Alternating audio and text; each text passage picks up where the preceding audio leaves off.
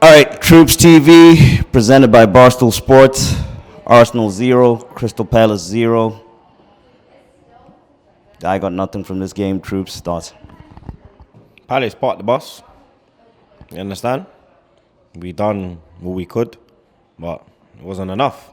You get me? The curse continues. Still no win in NYC. You get me? Like, I don't know, man. I thought today would be a bit different. You get me? The lineup had me a bit because Gabriel, you get me, he ain't really done nothing wrong. Obviously, he was out because of being around people with corona and everything there. And then, you get me, obviously the suspension. So, I don't know why he never came in. There was nothing really wrong defensively. That was just my kind of thought. I think Ainsley was poor. You get me? I think he should have maybe came off earlier. You understand? And for Pepe, I think that was the right choice. When I said the Part 18 coming on, I was like, is Part A really is he the change? But like, you get me? It just shows you that there's nothing there, blood. You understand? We have, the question's going to come up again, Mesut Ozil. You get me? We have a creative player there who is not playing. You get me? And today we missed that final killer ball. You get me? Like, it is what it is, isn't it? You get me? We're 11th. We had a chance to go into the top half if we won by 2 goals. If we won by 2 goals, we would have gone 10th. But, 0-0. We never lost. But you get me? It's not good enough. You understand? I don't know if you alluded to it. The lineup, your thoughts. I know you were going off a little bit about the Tierney inclusion. Any thoughts on that? Pablo Mari missing too. They've come out and said that they're injuries, so there's nothing really you can say on it, innit? That is true. What would you have changed? What would you have changed in that lineup? And let's say at halftime, right? We started off possession, did well. I mean, weren't really creative chances. What would you have done different? Just Ainsley. Ainsley's the only change you could have really done. Smith Rowe created the best opportunity. I don't know what the fuck Bellerin was thinking.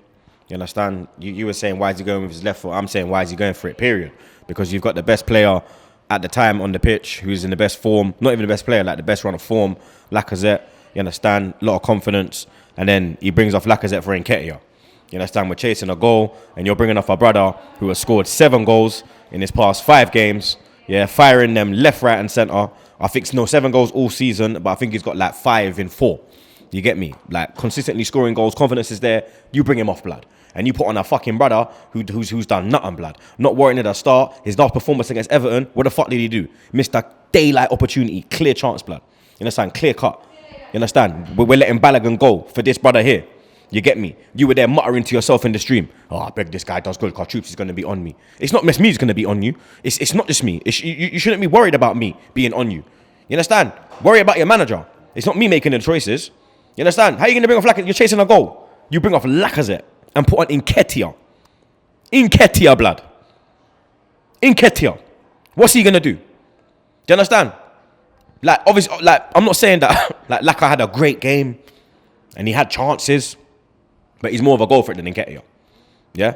He's more of a threat than Nketiah, blood. Do you understand?